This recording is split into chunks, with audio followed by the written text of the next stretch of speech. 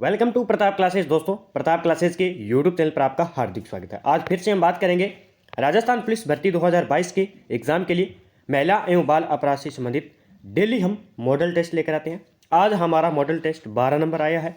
रोजाना आपको वीडियो मिलता है, तो अब की बार हमें राजस्थान पुलिस के लिए महिला एवं बाल अपराध से संबंधित जो 10 क्वेश्चन पूछे जाएंगे, 10 के 10 नंबर हमें पक्के करने। अब की बार डेली हमारे मॉडल टेस्ट के साथ जुड़ जाइए। अगर आप चैनल पर नए हैं तो हमारे चैनल को सब्सक्राइब कर लें और बेल आइकन दबाएं ताकि आपको डेली जो है वीडियो मिलता रहे। तो बात करते हैं आज के क्वेश्चनों की, और इसकी पीडीएफ भी हमारे टेलीग्राम के चैनल पर आपको मिल जाती है। प्रताप क्लासेस के नाम से आप टेलीग्राम पर सर्च करोगे तो आपको वहाँ पे टेलीग्राम मिल जाएगा और वहाँ से आप जो है पीडीएफ प्राप्त कर सकते हैं। तो बात करते हैं आगे।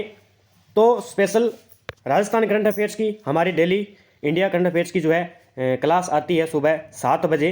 तो अब पूरे जनवरी महीने का आपको करंट अफेयर्स का निचोड़ मिलने वाला है। मोस्ट इंपॉर्टेंट क्वेश्चन हमने निकाले हैं जो कि एग्जाम की दृष्टि से बहुत ही महत्वपूर्ण होने वाले हैं।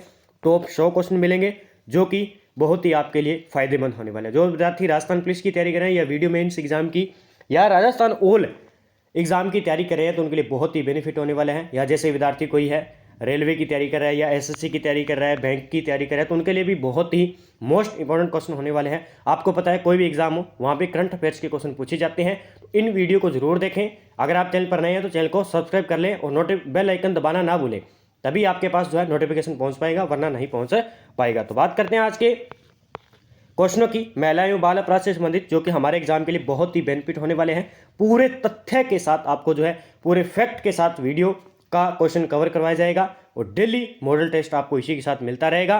तो जुड़ जाइए इस चैनल से ताकि आप अब की बार राजस्थान पुलिस के अंदर चयन होना ही होना है।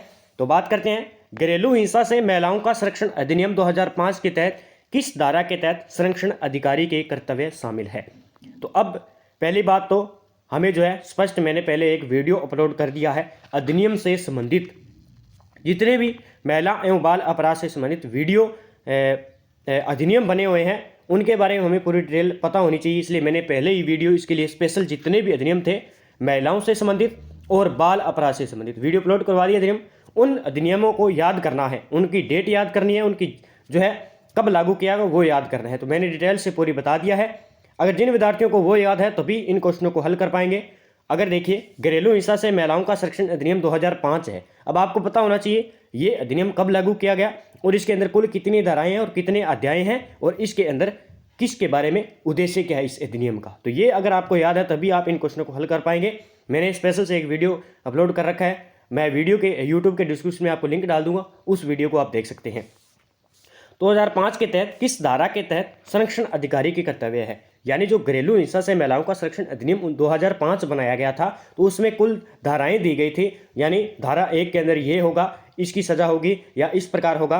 तो इसमें क्या है, संरक्षण अधिकारी की कर्तव्य धारा किस में दिए गए हैं, तो धारा 8 के अंदर जो है घरेलू हिंसा से महिलाओं का संरक्षण अधिनियम 2005 के तहत संरक्षण अधिकारी की कर्तव्य जो है इसके अंदर शामिल है। अब बात करेंगे तो ये 2005 जो अधिनियम है वो लागू कब किया गया था, 26 अक्टूबर 2006 को। याद रखना है आपको, इस अधिनियम को 26 अक्टूबर 2006 को पूरे भारत में लागू कर दिया गया था, जो कि हमारे एग्जाम के लिए बहुत ही बेनिफिट होने वाले हैं। क्वेश्चन, इसके अंदर कुल धाराएं हैं 37 और अध्याय 5 है। ये आपको याद रखना है फैक्ट। अगर आपको फैक्ट याद होगा तभी आप क्वेश्चन को हल कर पाएंगे। तो इसका आंसर हो जाएगा सी।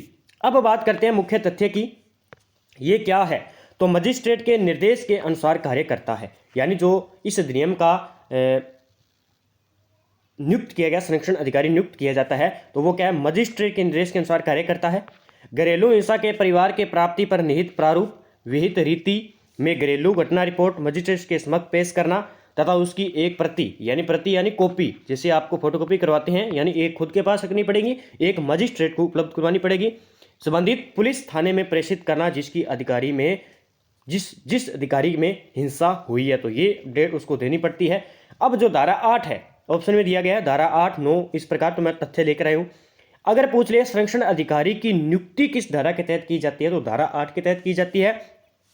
अगर बात किया जाए चिकित्सा सुविधाओं का कर्तव्य, अगर कोई मान लीजिए पीड़ित महिला है, उसको हिंसा की गई है उसके साथ, अगर उसको शिकायत दर्ज करनी है और वहाँ पे उसको टाइम लग जाता है 24 घंटे 12 घंटे, तो उसके लिए अगर उसे लगी हुई है तो चिकित्सा सुविधा के लिए कर्तव्य भी जो है धारा 7 के अंदर दिया गया है कि उसकी फ्री में जो है चिकित्सा सुविधा की जाएगी, उसका रख रखाव रखा जाएगा। तो ये जो फैक्ट आपको याद रखना है। आगे बात करें तो दिल्ली आपको Rajasthan police video mains exam और राजस्थान ऑल स्टेट और इंडिया ऑल स्टेट के एग्जाम के लिए दिल्ली करंट अफेयर्स की क्लास मिलती है, जिसमें इंडिया वर्ल्ड आपको दिल्ली इंटरनेशनल व नेशनल करंट अफेयर्स की क्लास डेली मिलती है आपको। जिस प्रकार आप हमारा थंबनेल देख सकते हैं, डेली वीडियो मिलता है, क्योंकि आपको पता है कोई एग्जाम हो वहां पे इंडिया करंट अफेयर्स आता है और राजस्थान करंट अफेयर्स हमारे नानक क्लासेस के चैनल पर उपलब्ध होता है आपको, और प्रताप क्लासेस पर आपको ओनली इंडिया करंट अफेयर्स की क्लास मिलती है। तो आप डेली इन वीडियो को देखें ताकि आपके जो भी 5 से 6 क्वेश्चन आएंगे करंट के, तो वही आपको सफलता की ओर ले जाएंगे। बात करते हैं आज के 2 नंबर क्वेश्चन की। दहेज प्रतिषेध अधिकारी की नियुक्ति किस धारा के तहत की जाती है? तो दहेज प्रतिषेध अधिकारी की नियुक्ति किस धारा के तहत की जाती है? अब आपको पता होना चाहिए कि दहेज प्रतिषेध अधिकारी की नियुक्ति किस अधिनियम के अंदर है। तो ये जो दहेज प्रतिषेध अधिनियम 1961 बनाया गया था, जो क्या है दहेज के प्रति मामलों को जो है निपटारा करता है। इसके अंदर कुल धाराएं की बात करें तो 10 धाराएं हैं इसके अंदर, और इसका प्रारंभ कब होता है, यानी इसको लागू तो 1961 में किया गया था, लेकिन 1 जुलाई 1961 को इसे पूरे भारत में लागू कर दिया गया था। तो ये फैक्ट, अगर आपको अधिनियम याद है कि ये कौन सा अधिनियम है, किस सन में पारित किया गया, कब लागू किया गया और किस धाराएं हैं, तभी आप इन क्वेश्चनों को हल कर पाएंगे। इसमें दिया गया दहेज प्रतिषेध अधिकारी की नियुक्ति, तो धारा 10, 14, 8A, 8B। तो इसका आंसर हो जाएगा 8B में क्या है, दहेज प्रतिषेध अधिकारी की नियुक्ति दी गई है, जो कि बहुत बार एग्जाम में पूछा जाएगा। और मुझे लगता है कि बार क्वेश्चन यहाँ से छपेंगे। संरक्षण अधिकारी की नियुक्ति, दहेज प्रतिषेध नियुक्ति, या कुछ समितियां भी बनी हुई है, गठन किया गया है, तो वो मैं सब के सब क्वेश्चन आज लेकर आया हूँ, जो कि आपके एग्जाम के लिए बहुत ही बेनिफिट होने वाले हैं। पिछले राजस्थान पुलिस के एग्जाम में 60 क्वेश्चन आए थे, उसका भी वीडियो मैं आपको अपलोड करवाने वाला हूं। पूरे तथ्य के साथ आपको वीडियो उपलब्ध करवाऊंगा, ताकि आपको पता चले कि किस प्रकार के क्वेश्चन जो है महिला बाल अपराध से संबंधित पिछली बार पूछे गए थे। लेकिन पिछली बार पहली बार सिलेबस जोड़ा गया था, तो थोड़े सरल आसान क्वेश्चन थे, लेकिन अब की बार मुझे लगता है कि थोड़े कठिन क्वेश्चन आएंगे। तो आपको पूरी गहनता से अध्ययन करना पड़ेगा, तभी आप इन क्वेश्चनों को सही कर पाएंगे। मुख्य तथ्य की बात करें, दहेज प्रतिषेध अधिनियम 1961 के बारे में बात करें, राज्य सरकार इस अधिनियम के अंतर्गत सहायता व सलाह देने के लिए एक सलाहकार बोर्ड की नियुक्ति करती है। जैसे दहेज सलाहकार बोर्ड की नियुक्ति की, इसमें 5 सदस्य होते हैं, वह कम से कम 2 महिलाएं होती हैं। इसमें कुल कितने 5 सदस्य होते हैं एक तो, और इसमें आपको पता है कि महिला से संबंधित अगर मामला हो तो इसलिए महिला जरूरी होती है, कम से कम 2 महिलाएं होती है। अब इसमें ऑप्शन में दिया गया है धारा 10। तो धारा 10 की बात करें, राज्य सरकार के नियम बनाने की शक्ति दहेज प्रतिषेध अधिनियम 1961 के तहत धारा 10 में यह दिया गया है कि राज्य सरकार के नियम बनाने की शक्ति है, और धारा 9 में दिया गया है केंद्र सरकार के नियम बनाने की शक्ति। तो ये आपको फैक्ट याद रखने हैं। इसकी पीडीएफ आपको टेलीग्राम के चैनल पर मिल जाएगी। स्त्री अशिष्ट रूपण प्रतिषेध अधिनियम 1986 के तहत धारा 3 में उक्त कथन सत्य है। आपको बताना है अशिष्ट का जो है, अशिष्ट क्या होता है, असभ्य, जिसे कहते हैं उज्जड़, खराब स्थिति, उसे कहते हैं अशिष्ट। रूपण यानी रूप प्रतिषेध अधिनियम 1986 के तहत धारा 3 में उक्त कथन सत्य कौन सा है, प्रवेश करने और तलाशी करने की शक्ति जो है धारा 3 के दी गई है। स्त्री अशिष्ट रूपण अंतर्विष्ट करने वाले विज्ञापन पर प्रतिबंध लगाना, स्त्री अशिष्ट रूपण अंतर्विष्ट करने वाली पुस्तक पुस्तिका डाक द्वारा भेजने पर प्रतिबंध, स्त्री अशिष्ट रूपण की परिभाषा दी गई है।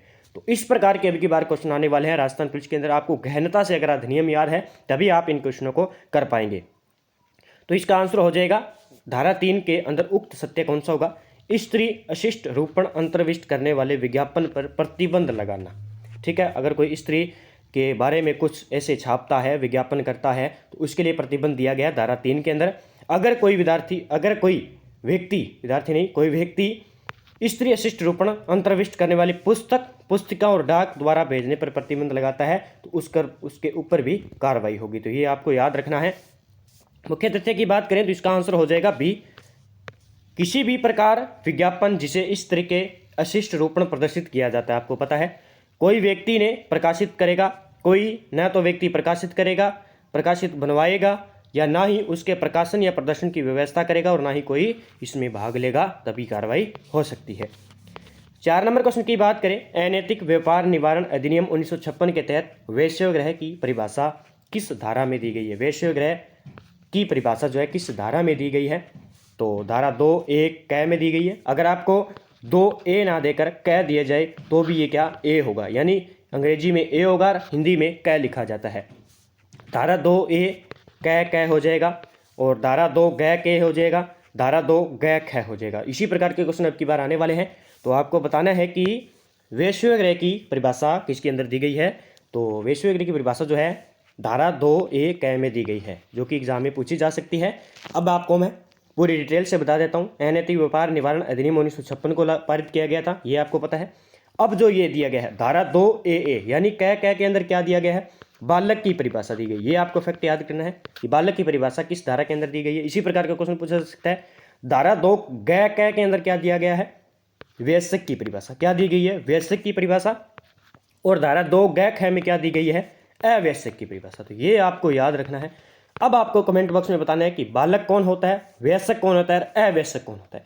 इसका जवाब आपको कमेंट बॉक्स में देना है ताकि आपको पता चल सके कि कितनी की तैयारी है आपको। और पूरी डिटेल अगर आप इनकी निकालोगे तो आपको 2 से 4 क्वेश्चन और मिलेंगे साथ में। तो तैयारी करना है, आपको बताना है कमेंट बॉक्स में। तो इसका आंसर जो हो जाएगा ए हो जाएगा। धारा 2A के अंदर वेश्यागृह की परिभाषा दी गई है और मुझे लगता है कि वेरी इंपॉर्टेंट क्वेश्चन आपकी राजस्थान पुलिस के अंदर पूछा जा सकता है।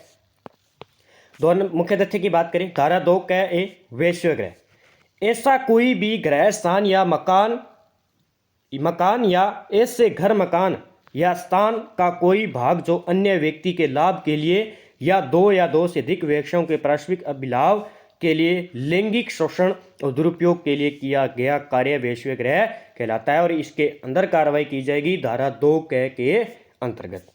अब बात करेंगे 5 नंबर क्वेश्चन की। अनैतिक व्यापार निवारण अधिनियम 1956 के तहत धारा 5 का उक्त कथन सत्य है कि धारा अनैतिक व्यापार निवारण अधिनियम 1956 के तहत धारा 5 में क्या दिया गया है, किसी व्यक्ति को इससे परिसर में निरुद्ध करना जहाँ वेश्यावृत्ति की जाती है, किसी व्यक्ति को वेश्यावृत्ति के लिए उत्प्रेरित करना या ले जाना, सार्वजनिक स्थान पर या उसकी समीप वेश्यावृत्ति के उपार्जनों पर जीवन निर्वाह करने के लिए दंड सजा। अब इसका आंसर जो हो जाएगा बी इसका आंसर हो जाएगा। किसी व्यक्ति को वेश्यावृत्ति के लिए प्रेरित करना या उत्प्रेरित करना या उसे क्या है जबरदस्ती ले जाना, किस धारा के तहत कार्रवाई होगी, धारा 5 के तहत हम कार्रवाई करवाएंगे। अनैतिक व्यापार निवारण अधिनियम, आपको पता है कि वेश्यागृह के कारण जो है व्यापार होता है, आपको पता है। तो इसी के लिए ये धारा 5 जो है लागू की गई है, वेश्याव्यापार नियम अधिनियम 1956 लागू किया गया। तो इसका आंसर हो जाएगा बी, इसका आंसर हो जाएगा। मुख्य तथ्य की बात करें, धारा 5 किसी व्यक्ति को वेश्यावृत्ति के लिए प्रेरित या उत्प्रेरित करना या ले जाना या वेश्यावृत्ति करवाने का प्रयत्न यहाँ पे प्रयत्न नहीं है, प्रयत्न करवाता है तो अनैतिक व्यापार अधिनियम 1956 के तहत कानूनी अपराध होगा। आगे बात करें 6 नंबर क्वेश्चन की। डेली आपको 10 क्वेश्चन मिलेंगे ताकि आपकी हैबिट बन जाए, वहाँ पे 10 क्वेश्चन आएंगे तो आपको डेली 10 क्वेश्चन मिलेंगे और तथ्य के साथ। अनैतिक व्यापार अधिनियम 1956 के तहत राज्य सरकार द्वारा विशेष न्यायालय की स्थापना किस धारा के तहत की गई है, तो ये आपको याद रखना है कि विशेष न्यायालय की स्थापना किस धारा के तहत की गई है। अब मैं आपको क्वेश्चन पूछूंगा कि अपर न्यायालय राजस्थान के अंदर कितने हैं, अपर न्यायालयों की संख्या कितनी है। मैंने कल वीडियो में बताया था कि अपर न्यायालयों की संख्या कितनी है, वो आपको बताने हैं। जिले बताने हैं, 5 जिलों के नाम बताने हैं अपर न्यायालयों के, कहाँ कहाँ पे है। इसका आंसर हो जाएगा कि विशेष न्यायालय की अनैतिक व्यापार अधिनियम 1956 के तहत क्या है, एक विशेष न्यायालय की स्थापना की गई है। किस धारा के तहत, तो धारा 22 क एक के साथ, यानी क और ए, यानी धारा 22 ए के, यानी क भी आ सकता है, जैसे धारा 22 क भी आ सकता है ऑप्शन में और धारा 22 ए भी आ सकता है। दोनों एक साथ में नहीं आएंगे लेकिन इस प्रकार आ सकते हैं, एक ऑप्शन आएगा दोनों में से। तो आपको याद रखना है, ए होगा तो क होगा और ख होगा तो आपको बी याद रखना है। तो इसका आंसर ए हो जाएगा। धारा 22 ए के तहत क्या है, नैतिक व्यापार अधिनियम 1956 के तहत विशेष न्यायालय की स्थापना की गई है। अब फैक्ट के बारे में बात करते हैं, धारा 22 ए के बारे में बात कर लेते हैं, जो कि क है। केंद्र सरकार द्वारा विशेष न्यायालयों की स्थापना करेगा। धारा 22 के तहत अनैतिक व्यापार अधिनियम 1956 के तहत यह किया गया कि धारा 22 ए के तहत क्या है, केंद्र सरकार क्या है, विशेष न्यायालय की स्थापना करेगी। धारा 23 जो ऑप्शन में आया था, नियम बनाने की शक्ति है, अनैतिक व्यापार अधिनियम 1956 के तहत धारा 23 ये कहती है कि नियम बनाने की शक्ति किसके पास है? राज्य सरकार इस अधिनियम की क्रियान्वयन के लिए नियंत्रण करती है, यानी राज्य सरकार क्या है? नियम बनाने की शक्ति धारा 23 के तहत की जाएगी, जो नियम बनाए जा सकते हैं अधिनियम के ऊपर। 7 नंबर क्वेश्चन, कार्यस्थल पर महिलाओं का लैंगिक उत्पीड़न अधिनियम 2013 के तहत स्थानीय परिवार समिति का गठन किस धारा के तहत किया गया? अब ये समितियों को याद कर लेना, लगभग जितने अधिनियम हैं इनमें से लगभग कोई 5 या 6 समितियां हैं जो कि एग्जाम में पूछे जा सकते हैं। तो आपको याद रखना है स्थानीय परिवार समिति का गठन कब किया गया था, तो ये आपको याद रखना है कि किस धारा के तहत किया जाता है। तो धारा 6 के तहत जो है स्थानीय परिवार समिति का गठन किया जाता है। किस पर? कार्यस्थल पर महिलाओं का लैंगिक उत्पीड़न अधिनियम 2013। अगर आपको अधिनियम याद है तभी आप इन क्वेश्चनों को हल कर पाएंगे। मुख्य तथ्य है जिला अधिकारी प्रत्येक जिले में स्थानीय परिवार समिति का गठन करता है, आधिकारिकता भी गठन करता है। स्थानीय यानी ये इस प्रकार होते हैं, स्थानीय परिवार समिति और आधिकारिकता। स्थानीय परिवार समिति की आधिकारिकता सभी जिलों में होती है। अब इसमें दिया गया उसमें धारा 5 के बारे में जिला अधिकारी की अधिसूचना दी गई है। धारा 7 के तहत कहेंगे तो स्थानीय पंचायत समिति की संरचना, कालावधि और शर्तें जो है धारा 7 के अंदर दी गई है। आगे बात करें 8 नंबर क्वेश्चन की, कार्यस्थल पर महिलाओं का लैंगिक उत्पीड़न अधिनियम 2013 के तहत धारा 4 का उक्त कथन क्या सत्य है? बताइए। तो लैंगिक उत्पीड़न निवारण, आंतरिक परिवार समिति का गठन, जांच लंबित करने के दौरान कार्रवाई, लैंगिक उत्पीड़न का परिवार। तो आपको बताना है कि धारा 4 के अंदर क्या दिया गया है।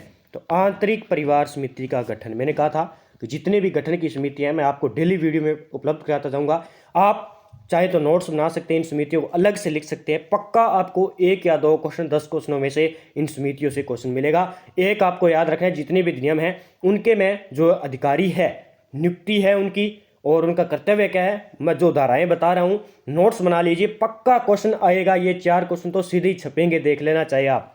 तो इसका आंसर हो जाएगा बी। धारा 4 के अंदर दिया गया है कि आंतरिक परिवार समिति का गठन किया जाएगा। मुख्य तथ्य की बात करें, धारा 4 आंतरिक परिवार समिति का गठन प्रत्येक नियोजन द्वारा कार्यस्थल पर एक आंतरिक परिवार समिति का गठन किया जाता है जिनमें निम्नलिखित सदस्यों की नियुक्ति की जाती है। तो कुछ सदस्य होते हैं, जिस प्रकार मैंने बताया 5 सदस्य होते हैं, कुछ महिलाएं भी होती है, इस प्रकार जो है होता है। आगे बात करें 9 नंबर क्वेश्चन की, पूर्व गर्भाधान और प्रसव पूर्व निदान तकनीक अधिनियम 1994 के तहत लिंग अवधारणा का प्रतिषेध किस धारा के तहत कानून कार्रवाई होगी? ये आपको याद रखना है, बहुत ही अच्छा क्वेश्चन है, सीधा ही क्वेश्चन आएगा। तो इसका आंसर हो जाएगा धारा 6। धारा 6 के तहत क्या है? लिंग अवधारणा का प्रतिषेध के तहत धारावाही कार्रवाई होगी। अब बात करते हैं मुख्य तथ्य की। धारा 6 की बात करें तो लिंग अवधारणा का प्रतिषेध यानी कोई भी अनुवांशिक सलाह केंद्र होगा या अनुवांशिक प्रयोगशाला या अनुवांशिक क्लिनिक लिंग अवधारणा के संबंध में जांच नहीं करवा सकते हैं। ये आपको याद रखना है। धारा 4 कहती है कि प्रसव पूर्व निदान तकनीक का विनियमन जो है धारा 4 के अंदर दिया गया है। इसी प्रकार के सीधा क्वेश्चन आएगा, ये आपको याद रखने फैक्ट। अब लास्ट क्वेश्चन की बात करते हैं 10 नंबर, पूर्व गर्भाधान और प्रसव पूर्व निदान तकनीक अधिनियम 1996 के तहत धारा 7 का उक्त कथन सत्य है? बताइए। तो इसका आंसर हो जाएगा कि धारा 7 क्या कहती है? पूर्व गर्भाधान और प्रसव पूर्व निदान तकनीक अधिनियम 1986 के तहत नियम बनाने की शक्ति, अपराध और दंड सजा, केंद्रीय पर्यवेक्षण बोर्ड का गठन, अपराधों का संज्ञान। तो इसका आंसर हो जाएगा केंद्रीय पर्यवेक्षण बोर्ड का गठन। मैंने बताया कि आपको गठन में डेली बताता जाऊंगा और आपको नोट्स बनाना अलग से, पक्का क्वेश्चन यहाँ से आएगा। और धारा 7 के अंदर है, ये किस अधिनियम के तहत है? 1996 का अधिनियम है, पूर्व गर्भाधान और प्रसव पूर्व निदान तकनीक अधिनियम 1996 के तहत धारा 7 में दिया गया है कि एक सरकार क्या है, केंद्रीय पर्यवेक्षण बोर्ड की जो है गठन करेगा। और पर्यवेक्षण का अर्थ क्या होता है? काम की देखभाल करने वाला अधिकारी पर्यवेक्षण कहलाता है।